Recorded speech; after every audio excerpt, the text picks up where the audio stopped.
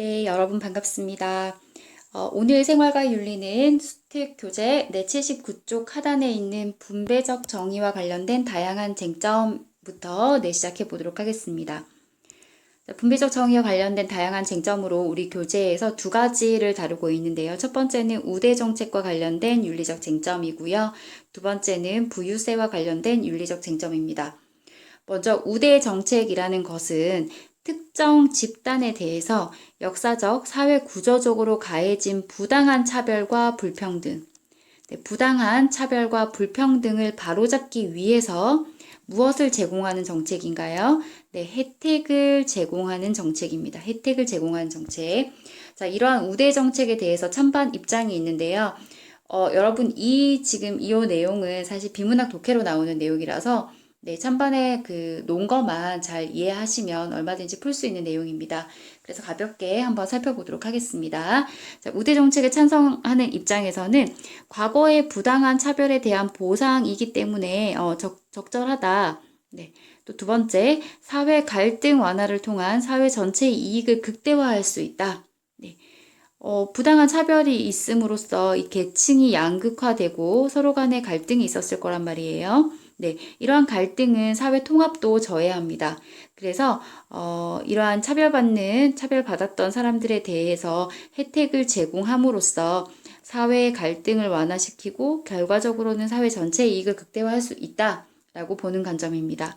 마지막으로 자연적 사회적 운으로 그러니까 우연히 발생한 불평등을 시정하여 실질적인 기회의 평등을 보장할 수 있다. 따라서 찬성한다는 관점인데요. 실질적인 기회의 평등이라고 하면 로스의 관점에서 어떻게 다시 표현을 바꿀 수 있을까요? 공정한 기회 균등이란 뜻입니다. 능력만 있으면 누구나 다 그 직이나 직책에 접근할 수 있지. 너도 도전해봐. 이렇게 얘기한다고 해서 기회가 균등한 것이 아니라는 거예요. 공정한 기회 균등이라는 것은 실질적으로 기회의 평등을 보장해야 하는데 그를 위해서는 과거의 어떤 부당한 차별과 불평등을 바로잡아야 하는데 그것을 위한 혜택 제공이 필요하다라고 보는 관점입니다. 자, 반대의 입장도 있는데요. 특정 집단에 대한 부당한 특혜에 불과하다. 우대 정책이라는 것은 특정 집단에 대한 부당한 특혜이다 라고 보는 겁니다. 그래서 두 번째, 업적주의에 위배된다. 업적주의는 뭐예요? 능력이 있으면 누구나 어떤 그 자리에 갈 수가 있는데 그 업적을 무시하고 특정 계층에게 특정 집단에게 혜택을 줌으로써 더 손쉽게 갈 수 있도록 하는 것은 업적주의에 반하는 것이다 라고 보는 거예요. 그러니까 능력을 가진 사람들을 오히려 차별한다는 거죠. 그 다음 과거의 피해와 현재의 보상감 불일치 문제. 자, 시험에서는 반대 입장의 논거로 이 논거를 가장 많이 가져옵니다. 이 말은 무슨 말이냐 하면 자, 우대 정책의 의미를 보세요. 특정 집단에 대해서 역사적, 사회 구조적으로 가해진 부당한 차별과 불평등을 바로잡기 위해 혜택을 제공하는 것인데 자, 피해를 당했던 부당한 차별과 불평등을 당했던 사람들은 과거의 사람입니다. 말하자면 선조죠. 지금 과거의 사람이고요. 현재 보상을 받는 사람은 지금 살고 있는 후손이죠. 후손이 보상을 받는 겁니다. 이해되시죠, 여러분?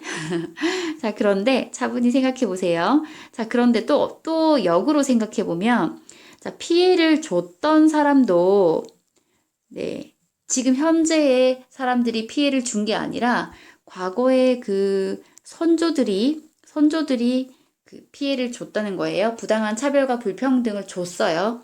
그런데 지금 갚아야 하는, 혜택을 제공해야 하는, 그 사람은 누구예요? 역시 후손이라는 거예요. 그러니까 과거에 피해를 주고받은 사람들이 있는데 이 사람들이 지금 해결하는 것이 아니라 현재의 사람들이 주고받는 것이기 때문에 이거는 불일치다. 이렇게 보는 거예요. 그 다음은 역차별로 새로운 사회 갈등이 유발될 수 있다라고 보는 것입니다. 그러니까 특정 집단에 대해서 부당한 특혜를 줌으로써 상대적인 박탈감을 느끼는 사람들이 역차별을 받는다라고 느낌으로써 오히려 사회 갈등이 유발될 수 있다라고 보는 관점입니다. 자, 이렇게 찬성 입장과 반대 입장이 있는데요.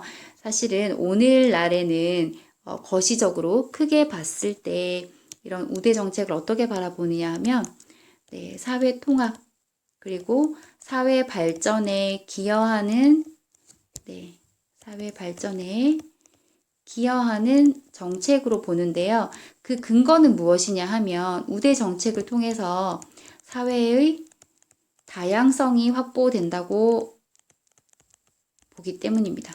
사회 다양성이 확보. 지역 균형 선발 제도를 한번 생각해 보시면 대입에서요. 뭐 어떤 직장에서도 마찬가지겠지만 지역 균형 선발 제도는 여러분 어떤가요? 전국에 있는 각 고등학교, 모든 고등학교에서 예를 들어서 약 2명씩 학교장 추천을 통해서 이렇게 입학할 수 있는 지원의 기회를 주는 것이거든요. 전국에 있는 모든 고등학교에 각 2명씩 똑같이 이제 균형 있게 배정하는 겁니다. 이 지역 균형 선발 제도는 왜 실시하는 거냐면 바로 사회 다양성 확보 때문입니다. 그리고 지역 균형 개발의 차원인데요. 자, 서울에서만 태어나고 자란 친구들이 예를 들어서 서울대를 다 진학한다고 봅시다. 100%는 아니고 약 70%? 과거에는 80%도 정도 됐었다고 하는데요. 하여튼 절반 이상의 친구들이 서울에서 나고 자란 친구들이 서울대를 진학했다고 예를 들어 볼게요. 자, 그 친구들이 이제 대학을 졸업해서 사회 각계각층으로 요직에 근무하게 된다고 보았을 때 이 친구들이 우리 국토의 균형 발전의 개념을 가지고 자신들의 일을 하게 될까요? 아니면 자기가 나고 자란 서울 시민의 관점에서 일을 하게 될까요? 이거는 여러분 평생 자기가 살아온 터전을 벗어나기가 사람이 굉장히 어렵습니다. 그리고 자기와 비슷한 환경의 사람들과만 지내게 되면 오히려 사람들은 사고가 이렇게 확장되지 못하고 갇히게 될 확률이 높아지거든요. 그래서 다양한 예를 들면 계급, 계층, 인종, 또 가치관을 가진 사람들이 다양한 배경을 가진 사람들이 서로 같이 공부하면서 상호 간의 상호작용 을 통해서 서로가 같이 발전할 수 있는 시너지를 낼 수 있다는 거예요. 자, 전국 각지에서 온 친구들이 모여서 다양한 이야기를 얼마나 많이 할 수 있겠습니까? 그리고 지방에서 온 친구들이 예를 들어서 모두가 다시 대학을 졸업하고 지방으로 내려가지는 않겠죠, 물론. 그렇지만 일부는 내려갈 것이고요. 일부는 또 우리 중앙에 서울이나 경기도 서울의 수도권에 머물게 된다고 보더라도 수도권에서 자신 지역에 자신이 나고 자랐던 지역의 이해를 가지고 근무를 할 수 있게 되는 거죠. 그러니까 이 사회 다양성 확보라는 것은 국토 균형 개발의 관점에서 사회 통합과 사회 발전의 관점에서 굉장히 중요한 가치입니다. 그래서 우대 정책을 실시하는 것이 다양한 사회적 어떤 약자들, 과거에 피해를 입었던 사람들을 이렇게 혜택을 줌으로써 이들과 함께 같이 공존할 수 있는 그러면서 사회 다양성을 확보하게 되는 그런 기회가 된다는 점에서 오늘날에는 많이 공감대가 사회적으로 형성되어 있는 관점입니다. 자, 두 번째는 부유세와 관련된 윤리적 쟁점인데요. 자, 부유세라는 것은 일정액 이상의 자산을 보유하고 있는 사람에게 비례적으로 또는 누진적으로 세금을 매기는 것을 의미한다라고 되어 있습니다. 누진세라고 부르기도 하죠. 누진세라고 하시면 여러분 재산을 가지고 얘기한다고 하면 부동산을 가지고 얘기한다고 하면 예를 들어서 얘기할게요. 자, 1억부터 3억에 해당하는 집을 가지고 있는 사람에게는 과세율이 예를 들어서 5%다. 그런데 3억 이상부터 뭐 10억 사이에 뭐 부동산을 가지고 있는 사람에게는 뭐 7%의 세금을 매긴다는 거죠. 그 다음에 10억 이상, 뭐 20억까지다. 그러면은 뭐 9%. 이런 식으로 많이 가진 사람에게 더 많이 세금을 매기는 거. 누진세, 전기요금도 마찬가지입니다. 전기요금의 구간이 있는데요. 자, 이만큼 쓴 구간, 이만큼의 구간에서는 예를 들어서 전기를 1만큼 사용했을 때, 전기 그 사용 단위를 선생님 잘 모르겠네요. 죄송합니다. 1만큼 사용했을 때 예를 들어서 100원이다. 자, 근데 이 구간에서는 자, 똑같이 1만큼 사용해도 자, 이제 할증이 된다는 거예요. 누진이죠, 누진. 누적해서 올라간다는 거예요. 150원이 된다. 자, 이게 3구간에서는 똑같이 1만큼 사용해도 200원이 된다. 이런 겁니다, 여러분. 이해되시죠? 더 많이 사용할수록 세금을 더 많이 내게 되는 그런 구조를 자, 이제 비례적 혹은 누진적으로 과세한다 얘기하는데요. 자, 부유세에 대한 찬반 입장은 이렇습니다. 찬성 입장은 부의 재분배를 통한 불평등을 해소할 수 있다.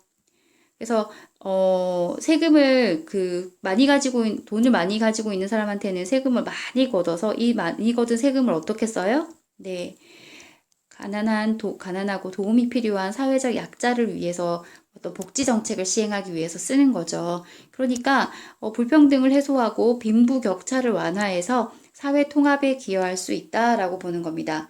하지만 반대 입장에서는 아마 노직의 관점이라 보시면 될 것 같습니다. 자유지상주의자, 개인의 권리를 침해한다고 보는 거죠. 소유권을. 그래서 개인의 재산권에 대한 과도한 침해이다. 세금을 이중으로 부과하는 것과 같아서 부자들에 대한 차별이 발생한다. 네, 이중으로 부과.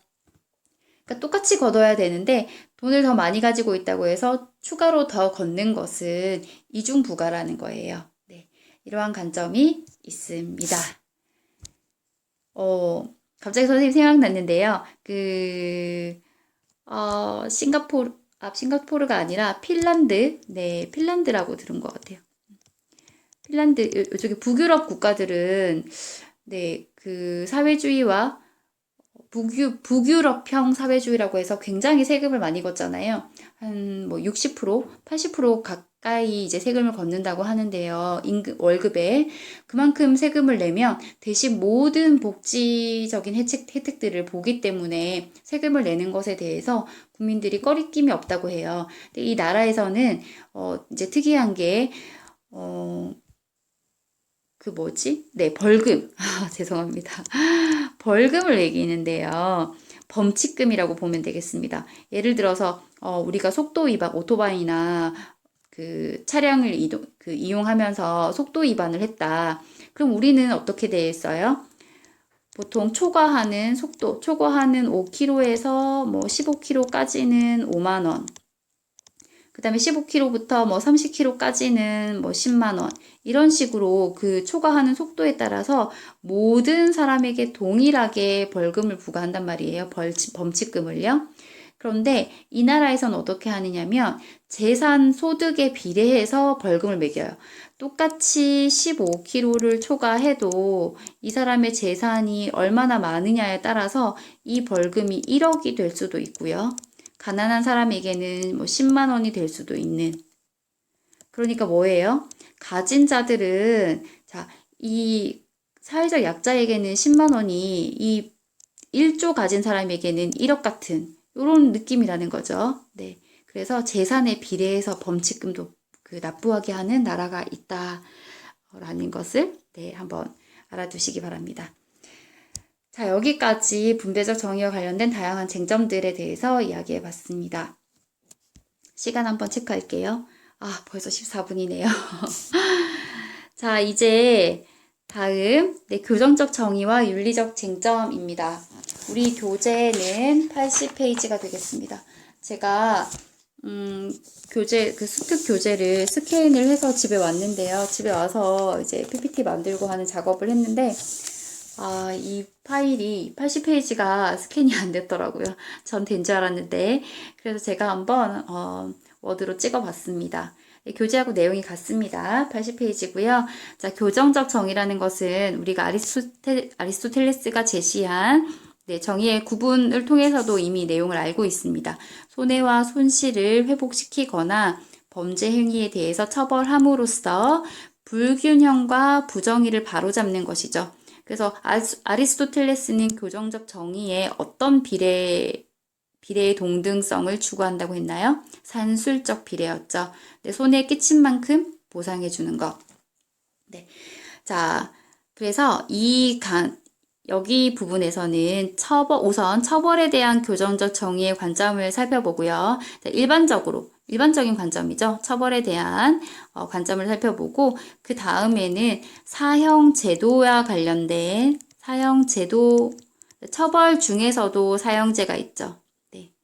사형제도에 관련한 사상가들의 관점을 살펴보도록 하겠습니다. 먼저 일반적인 처벌에 대한 그 관점을 크게 두 가지로 나눌 수 있는데요. 응보주의적 관점과 공리주의적 관점입니다. 응보라는 것은 여러분, 자, 이게 마땅할 응이거든요. 그 다음에 보는 갚을 보예요. 뭐 보복 행위를 한다라고 할 때 갚아주는 거죠. 그래서 응보주의라는 것은 마땅히 갚아주는 것이라고 생각하시면 됩니다. 그러니까 응당한 보복. 그래서 자, 응보주의적 관점에서는 처벌이라고 했을 때 처벌의 본질은 범죄 행위에 대한 응당한 보복, 줄여서 응보입니다. 응당한 보복을 가하는 것이다 라고 봅니다. 자, 그래서 범죄 행위에 상응하는 동등한 형벌을 부과하는 것이 정의롭다라고 봅니다. 범죄 행위에 상응하는 동등한 형벌. 그러니까 여러분 함무라비 법전 한번 생각해 보시면 눈에는 눈, 이에는 이잖아요. 도둑질을 하면 손목을 자르는 거 맞나요? 아이고 무서워라. 네, 거짓말을 하면 혀를 자르고 네, 뭐 이런 좀 끔찍한 네, 어쨌든 범죄 행위에 상응하는 동등한 형벌, 사람을 죽였다 그러면 이제 사형을 당하는 거죠. 그런 동등한 형벌을 부과하는 것이 정의롭다고 보는 관점이 응보주의적 관점입니다. 그래서 응보주의적 관점에서는 범죄 행위에 대한 범죄자의 개인의 책임을 굉장히 강조한다라고 보시면 되는데요. 문제점은 이런 응보주의의 관점은 보복하는 데 관심을 두기 때문에 범죄 예방에 도움을 주지 못할 수 있고 전과자의 사회 적응이 어려운 문제점이 있다라고 하는데요. 이걸 정리하면 다시 한번 표현해 보면 응보주의적 관점은 범죄 예방과 범죄자에 대한 사회 교화, 범죄자 교화. 다시 표현해 볼게요. 네. 네. 범죄 예방과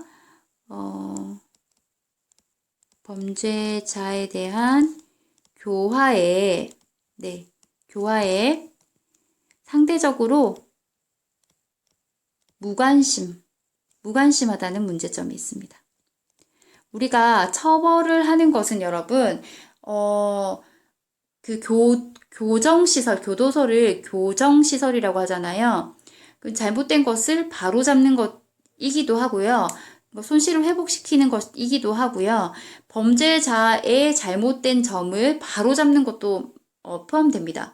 그러니까 이 범죄자의 그런 그 잘못된 성향을 바로잡아서 다시 사회로 내보내는 그것이 바로 또 교정이라고 볼 수 있는데 잘못된 것을 똑같이 보복해주는 것에만 목적을 두면 범죄자를 교화하는 것 그리고 범죄를 예방 그러니까 잘못한 사람을 처벌함으로써 나머지 일반인들이 내가 잘못을 하면 저렇게 처벌을 받겠구나 라고 해서 범죄를 예방할 수도 있잖아요. 그런데 그런 데는 관심을 안 둔다는 거예요. 네, 응보주의적 관점에서는 그래서 이런 범죄 예방과 범죄자 교화에 상대적으로 무관심할 수 있다라는 것이 응보주의적 관점의 단점이 되겠습니다.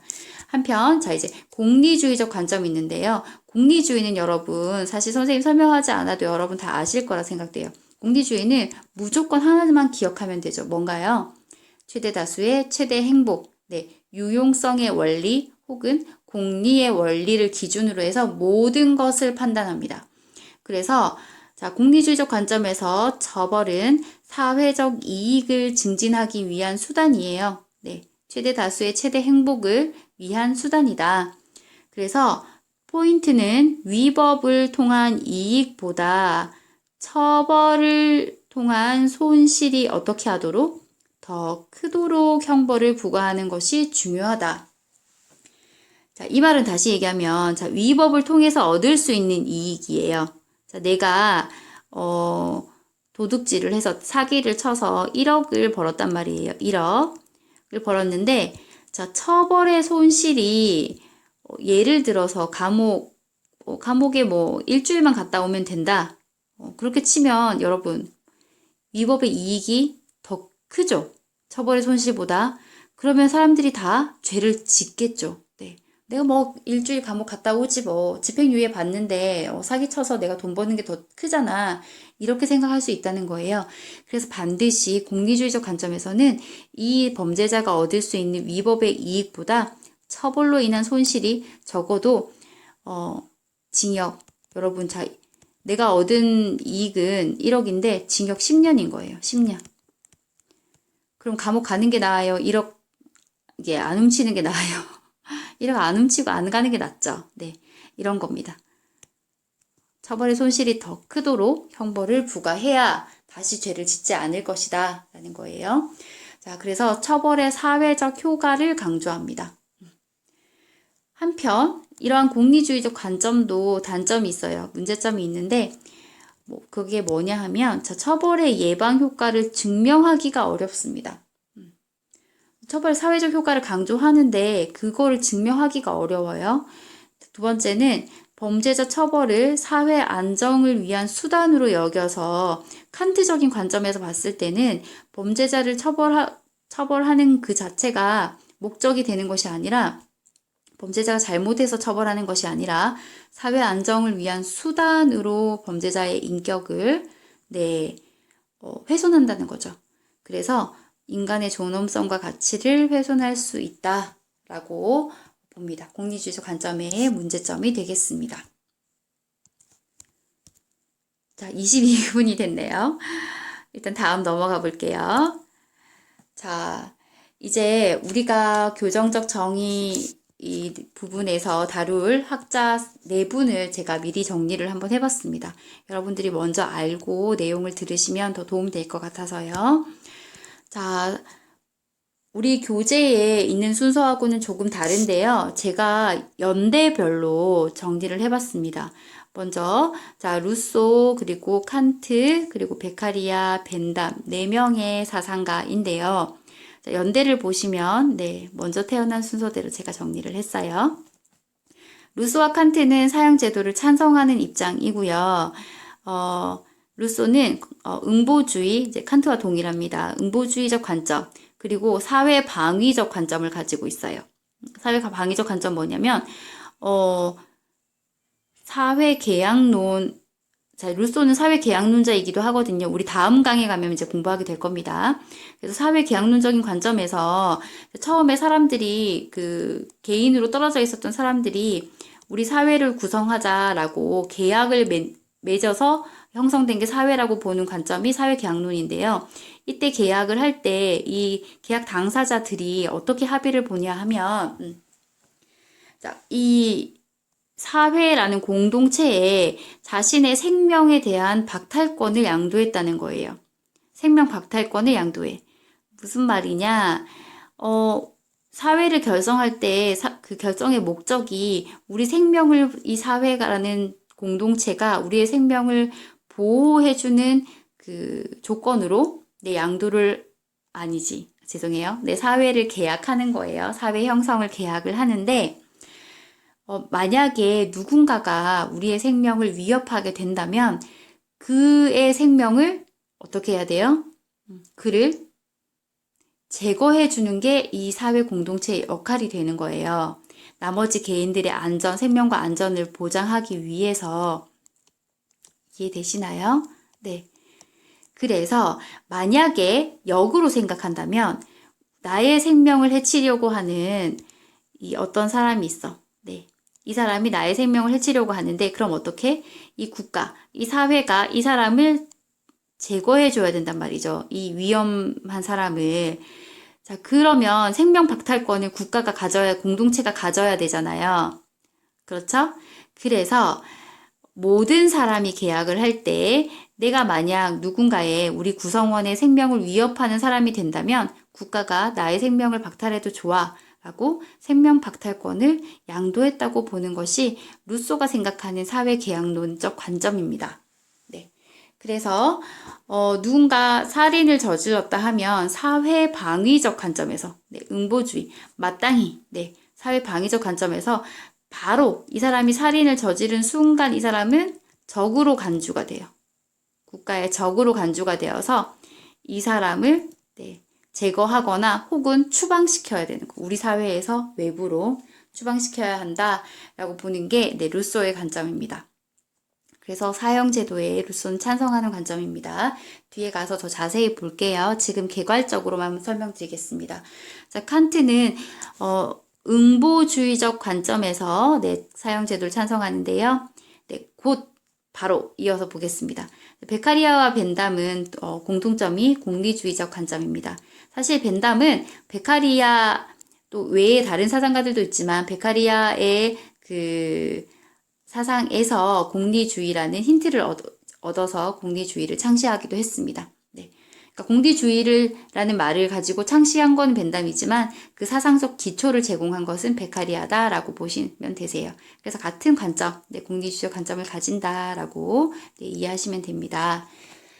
자, 이렇게 해서 4명을 살펴볼 텐데요. 우리 교재에서는 지금 칸트와 벤담을 엮어서 설명하고 있고요. 루소와 베카리아를 네, 사회계약론적 관점에서 비교해서 설명하고 있습니다. 그래서 저도 오늘 칸트와 벤담을 먼저 살펴보도록 하겠습니다. 시간이 27분. 자, 보겠습니다. 자, 칸트는 먼저 자료 플러스 내용을 보면서 여러분 제가 설명해 드릴게요. 처벌에 대한 칸트와 공리주의적 관점입니다. 자료 플러스를 제가 스캔이 안 돼서 아주 유사한 자료를 가져왔는데요. 조금 표현이 다를 수는 있지만 같은 내용입니다. 같이 보겠습니다. 자, 사법적 형벌은 결코 범죄자 자신이나 시민사회를 위해서 어떤 다른 선을 촉진하기 위한 한낱 수단으로서 가해질 수는 없고 오히려 그가 범죄를 저질렀기 때문에 항상 그것 때문에 그에게 가해지지 않으면 안 된다. 무엇이요? 네, 사법적 형벌이요. 사법적 형벌은 그가 범죄를 저질렀기 때문에 그에게 가해지지 않으면 안 된다. 어떤 자신이나 범죄자 자신이나 시민사회를 위해서 다른 선을 촉진하기 위한 수단으로서는 가해질 수 없다고 보는 거예요. 자, 여기서 다른 선은 무엇일까요? 범죄 예방이라든가 좀 전에 공리주의적 관점에서 설명 잠깐 했는데요. 범죄자 교화, 네. 범죄자 교화와 같은 다른 선, 사회적 선을 촉진하기 위한 수단으로서 형벌이 가해져서는 안 된다. 오직 그가 범죄를 저질렀기 때문에 네, 응보죠, 응보. 마땅한, 네, 응당한 보복으로서 네, 가해져야 한다라는 겁니다. 그래서 인간은 결코 타인의 의도들을 위한 수단으로 취급될 수는 없고 물건 혹은 물건이라고 되어 있는데요. 물건의 대상들 중에 섞일 수 없기 때문이다. 네. 그리고 형벌에 있어서 공적인 정의가 의존하는 원리는 동등성의 원리이다 라고 되어 있습니다. 동등성의 원리는 여러분 눈에는 눈, 이에는 이라고 생각하시면 되세요. 오직 보복법만이 자, 동등성의 원리 다시 표현하면 칸트는 동해보복의 원리라고도 합니다. 동해보복의 원리 혹은 원칙. 해를 입은 만큼 똑같이 갚아준다라는 의미예요. 동등성의 원리 그런 의미입니다. 그래서 오직 보복법만이 형벌의 질과 양을 명확하게 제시할 수 있다. 그러므로 그가 살인을 했다면 어떻게 해? 죽어야만 한다. 그는 네. 자, 이게 바로 칸트의 그 사형제도 또 그 외에도 사법적 형벌, 처벌에 대한 칸트의 관점을 아주 극명하게 보여주는 제시문이 되겠습니다. 칸트의 저서 윤리형이상 정초라는 책에 나와 있는 글인데요. 자, 사형제에 대한 칸트의 관점을 다시 뽑아보면 이렇습니다. 응보주의적 관점에서 응당한 보복, 응보주의적 관점에서 살인자에 대한 사형은 정당하며 사형 이외의 형벌은 정의에 부합하지 않는다. 왜 그래요? 동등성의 원리에 벗어났기 때문입니다. 살인이라는 범죄는 가장 극악무도한 범죄인데 동등하게 처벌하려면 사형밖에 없다는 거예요. 생명을 뺏은 것은 그의 생명을 내놓음으로써 갚을 수 있는 건데 그 이외에 다른 어떤 처벌을 받는 것도 사형만큼 정의롭지는 않다. 정의에 부합하지 않는다는 겁니다. 그래서 사형은 살인자의 고통받는 인격을 해방하여 인간의 존엄성을 실현하는 것이다 라고 봅니다. 여러분 이해가 안 되실 거예요. 칸트는 분명히 인간의 인격을 어떻게 하라고 했습니까? 단지 수단으로 여기지 말고 무엇으로 대우해라? 목적으로 대우하라고 했습니다. 자, 그런데 칸트는 사형은 살인자의 고통받는 인격을 해방해서 인간의 존엄성을 실현하는 것이래요. 다시 말하면 살인범의 그 범죄자의 인격을 수단으로 여기는 것이 아니고 사형하는 것이 범죄자의 인격을 목적으로 대우하는 것이다 라는 얘기입니다. 어떻게 되느냐 하면 살인을 저지른 사람은 자신이 저지른 범죄로 인해서 굉장히 그 인격적으로 고통받는다는 거예요. 칸트가 봤을 때는. 그래서 그의 고통받는 인격을 사형이라는 그 처벌을 통해서 고통에서 해방시켜 준다는 겁니다. 그리고 또 어떻게 인간의 존엄성을 실현하는 것이냐라고 하면 칸트는 인간을 어떤 존재로 봤어요? 모든 인간은 이성을 가지고 있죠. 자율적이고 합리적인 존재입니다. 그래서 이 자율적인 존재가 스스로 선택한 행위에 대해서 책임지게 하는 것이 그의 인격을 존중하는 일이다라고 보는 거예요. 그러니까 자신의 행동에 책임질 수 있도록 해주는 게 바로 그의 인격을 존중하는 것이다 라는 관점에서 살인자에게 사형이라는 벌을 내리는 것은 그의 인격을 존중하는 것이다 라는 칸트의 생각이 나옵니다. 이해되시죠? 그래서 칸트의 그 관점을 정리하면 응보주의적 관점이고요. 형벌은 다른 선 어떤 선? 범죄자 예방, 범죄자 교화, 범죄 예방. 다른 선의 수단이 아니다. 무엇이다? 형벌은? 인간의 존엄성을 실현하는 것이고 또 수단이 나왔을 때 공적 정의, 공적 정의 실현의 수단이다 라고 하면 맞습니다. 공적 정의는 어떻게 실현되는 거예요? 동등성의 원리를 통해서, 보복법을 통해서 실현되는 것입니다. 그래서 형벌은 공적 정의 실현의 수단이 된다 라고 칸트는 이야기합니다. 마지막 인간 존엄성 실현인데요. 처벌은 범죄자를 무엇이 아닌 수단이 아닌 무엇으로 대우하는 것, 목적으로 대우하는 것이다 라는 관점이 칸트의 관점이 되겠습니다. 지금 벌써 34분인 관계로 오늘 칸트까지 해야 될 것 같은데요. 자, 마지막 정리 한번 해볼게요. 자, 형벌의 본질은 응보에 있으며 형벌의 본질은 무엇에 있다? 응당한 보복에 있으며 응보주의의 바탕을 둔 사형은 인간을 다른 목적을 위한 수단으로 취급하는 것이 아니다. 사형은 살인을 저지른 범죄자의 존엄성과 가치를 인정하는 것이다. 왜냐하면 사형은 자신의 자율적인 행위, 즉 스스로 저지른 살인에 대해 응분의 책임을 지우는 것이기 때문이다. 책임질 수 있는 기회를 주는 것이기 때문이다 라고 이해하시면 돼요. 자, 기출선지 보겠습니다. 형벌의 정도는 범죄의 정도에 무엇해야 한다? 비례해야 한다. 네. 동해보복.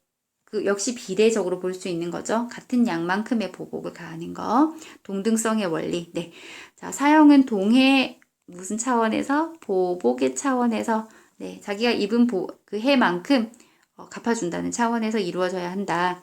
사형은 인간성을 해치는 무엇으로부터 사형수를 해방시켜 주나요? 인간성을 해치는 죄책감.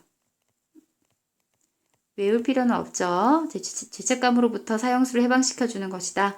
사형은 살인범의 인간으로서의 무엇을 지켜주는 것이에요?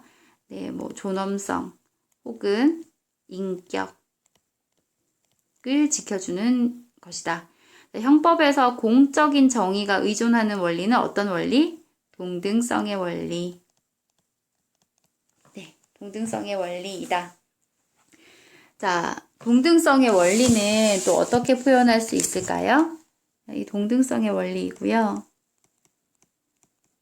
똑같이 갚아준다는 의미에서 네, 평형의 원리라고도 하고 선지에서는 여러분 이렇게 비슷한 말들을 여러분들이 이제 당황하시게끔 일부러 유사한 언어들을 많이 씁니다. 평등의 원리. 어떻게 얘기해도 다 같은 말입니다. 자, 형벌의 본질은 무엇에 있어? 네, 응보에 있으며 갚아주는 것에 있으며 응보주의의 바탕을 둔 사형은 인간 존엄성의 가치를 인정하는 것이다. 누구든 그가 처벌받아야 할 이것을 원했기 때문에 처벌받는 것이지 처벌 그 자체를 의욕했기 때문에 처벌받는 것은 아니다라고 되어 있어요. 무엇일까요? 누구든 이 칸트 선지에서 여러분 킬러 선지로 가장 많이 나오는 이 선지가 이것입니다. 자, 모든 범죄자는 처벌을 의욕했기 때문에 처벌받는 것이 아니에요. 누구든 그가 처벌받아야 할 행동을 원했기 때문에 처벌받는 것입니다. 자, 벌 받고 싶어서 범죄를 저지르는 사람이 몇이나 되겠습니까? 벌 받을 걸 알지만 그럼에도 불구하고 내가 이 나쁜 짓을 하고 싶은 이 욕구를 그 충동을 어떻게 하지 못해서 죄를 저지르는 거죠. 그 죄를 저지르는 순간에도 내가 처벌 받지 않을 수도 있을 거야, 안 걸릴 거야 라는 생각을 가지고 보통 하지 처벌을 원해서 처벌받는 사람은 없다라고 볼 수 있겠습니다. 좀 말장난 같지만 많이 나오는 선지입니다. 그래서 누구든 그가 처벌받아야 할 행동을 원했기 때문에 처벌받는 것이다 라고 꼭 기억해 주세요. 네, 다음은 벤담입니다. 벤담은 여러분들 잘 아시다시피 공리주의자이고요. 공리주의적 관점에서 처벌에 대해서 그리고 사형제도에 대해서 이야기를 하는데요. 먼저 우리 수특 교재에 있는 제시문 먼저 같이 보겠습니다. 자, 어떤 관점을 가지고 있는지 한번 파악해 보세요. 자, 모든 법령이 지녀야 하는 일반적 목적은 공동체의 전체적 행복이다. 네, 그러니까 모든 그 도덕과 입법의 원리 서설이란 저서에서 도덕뿐만 아니라 입법, 법을 제정하고 정치나 모든 정책, 제도에도 그 목적은 공동체의 전체적 행복, 최대 다수의 최대 행복이라는 공리의 원리가 그것이 목적이다라고 했었죠. 자, 그렇지만 모든 처벌은 악이다. 자, 공리주의적 관점에서 선과 악에 대한 얘기를 하고 있습니다. 선은 행복 혹은 쾌락 혹은 공리 유용성이고요. 악은 고통. 고통이죠. 그런데 처벌을 한다는 것은 특히 여러분 사형이라는 것은 가장 큰 고통이라고 볼 수 있잖아요. 상대방에게 줄 수 있는 가장 큰 고통. 그래서 처벌은 고통이기 때문에 악인 겁니다. 악. 특히 사형은 최고의 악이 될 수 있겠네요. 그래서 모든 처벌은 악이다. 공리의 원리에 의할 때 만일 처벌이 인정될 수 있다면 그것은 더욱 큰 어떤 악을 없애는 것을 보장하는 한에 있어서만 인정되어야 한다. 죄송합니다, 여러분. 읽는 게 원활하지 않네요. 자, 이 말은 무슨 말이냐? 자, 위법 행위로부터 얻는 이득은 상당한 쾌락 그 자체 또는 쾌락에 해당하는 어떤 것으로 위법 행위의 이득은 처벌보다 대체로 더 확실하다. 그러니까 범죄를 저지르는 위법 행위를 하는 당사자들은 내가 이 행위를 함으로써 받게 될 처벌을 이제 어느 정도 짐작을 하는데 그 처벌보다 이 위법 행위를 함으로써 얻게 되는 이득이 확실히 더 쾌락을 가져오고 더 확실한 행복을 산출한다는 거예요. 자, 그러므로 위법 행위의 이득에 대한 우세함, 무엇의 우세함이에요? 처벌의 우세함을 유지하려면 처벌이 확실성과 근접성이라는 두 가지 측면에서 부족한 면이 있는 만큼 처벌은 크기라는 면에서 가치를 부과시킬 수밖에 없다. 자, 지금 무엇을 비교하고 있냐면 위법 행위로부터 얻을 수 있는 이익, 이득과 처벌을 비교하고 있어요. 그런데 위법 행위로 얻을 수 있는 이득은 범죄자의 입장에서는 굉장히 확실하다는 거예요. 내가 지금 100만 원을 은행을 털려고 해. 그러면 내가 돈을 얻을 수 있다는 게 확실하죠. 근데 근접성, 지금 당장 내가 그것을 가질 수 있다는 거예요. 내가 어떤 위법 행위를 함으로써 소매치기를 한다. 소매치기를 함으로써 내가 다른 사람의 지갑이나 어떤 돈을, 재물을 가지고 올 수 있고 그것은 확실하고 근접하죠. 그런데 처벌은 어떤 처벌이 나한테 올지 사실 안 걸릴 수도 있으니까 확실성에서 떨어지고요. 근접성에서도 떨어집니다. 여러 가지 재판의 과정이 있기 때문에. 자, 그런데 그렇다면 처벌이 위법 행위의 이득에 대한 우세함을 유지하려면 뭘 할 수밖에 없다는 얘기예요. 크기라는 면에서 가치를 부과시켜야 한다. 그러니까 어떻게 해야 돼? 더 강하게 처벌을 해야 된다는 거죠. 위법 행위로부터 얻을 수 있는 이익보다 처벌이 더 강해야 된다라는 얘기입니다. 자, 이러한 관점이 공리주의적 관점에서 벤담이 가지고 있는 관점인데요. 자, 벤담은 사형제에 대해서 찬반을 제시하는 것이 아니라 찬반의 기준만 제시합니다. 그래서 때로는 찬성을 하기도 하고요. 때로는 반대를 하기도 합니다. 자, 그럼 이 기준은 무엇으로 제시할까요? 바로 유용성이 되겠습니다. 처벌을 하는 것이, 사형을 하는 것이 가장 큰 유용성을 산출한다면 사형해도 괜찮아. 그런데 이 범죄자를 사형하는 것이 크게 우리 사회에 가져올 수 있는 유용성이 부족하다. 살인이라는 것은 살인이 아니죠. 사형이라는 것은 악이라고 했습니다. 악. 그러니까 처벌이지만 합당한 처벌이라고 해도 결국은 악을 산출하는 거거든요. 만들어내는 건데 이 처벌함으로써 얻게 되는 악보다 우리가 불가피하게 얻게 되는 악보다 그 처벌을 통한 이득이 더 커야 된다는 거죠. 사회적인 이득, 사회적인 행복이 더 커야 된다. 그럴 때에만 사형은 시켜도 돼.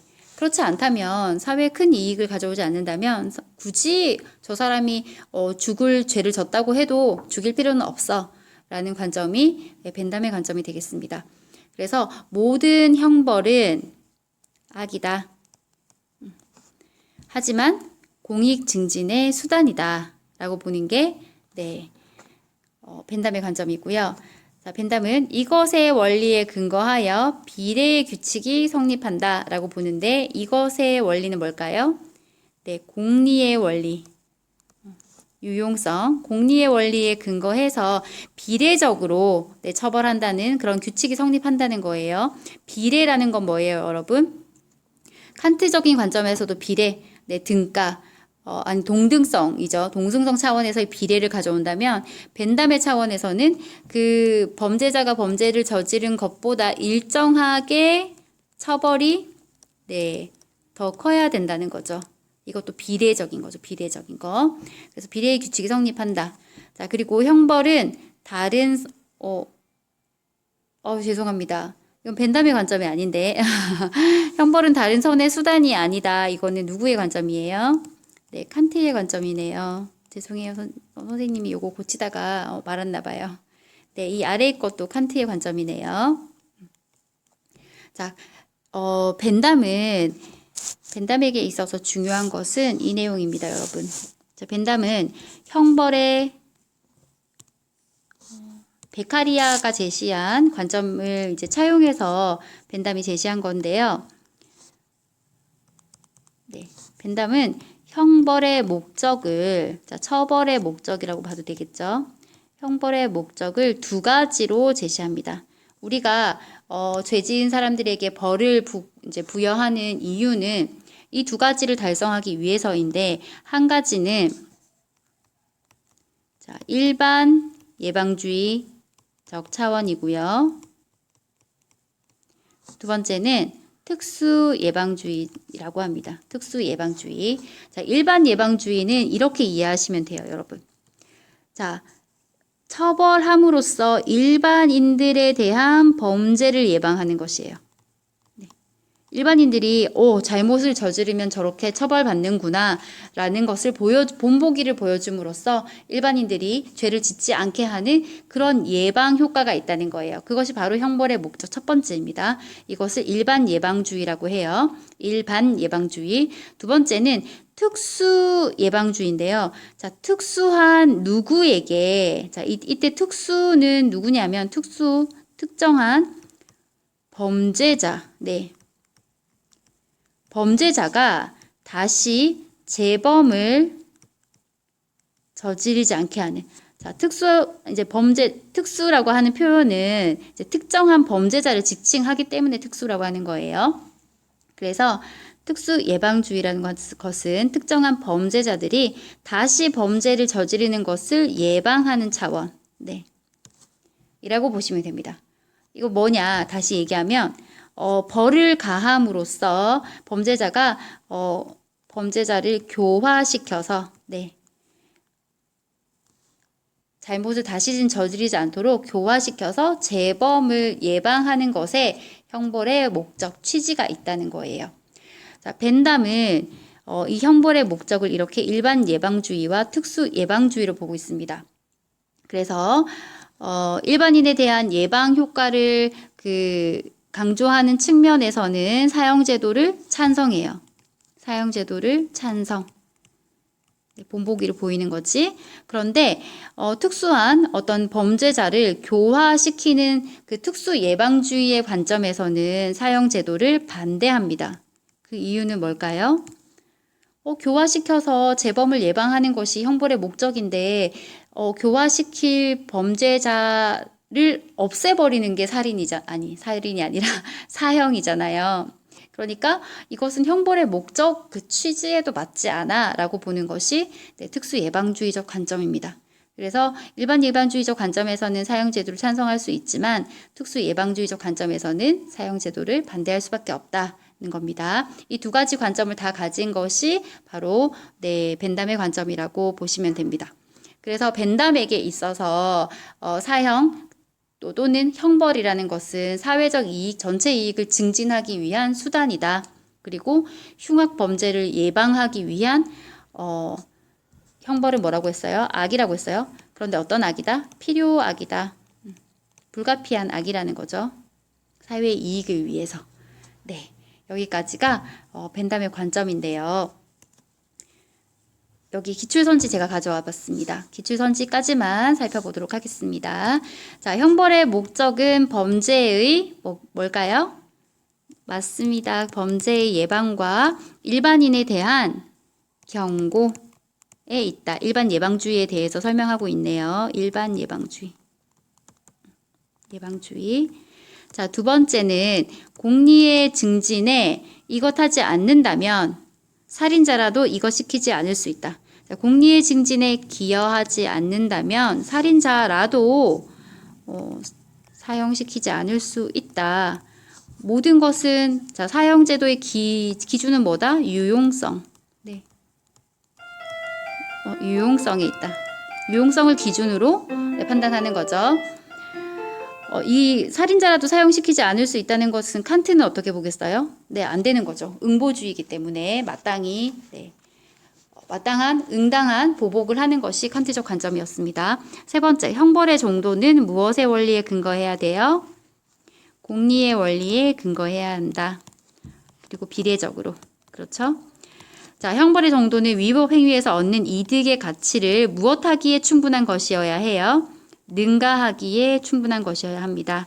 그러니까 위법 행위에서 얻는 이득보다 처벌의 강도가 더 높아야 된다는 거죠. 처벌의 크기가 더 커야 다시 범죄를 저지르지 않는다는 것이 공리주의적 관점이 되겠습니다.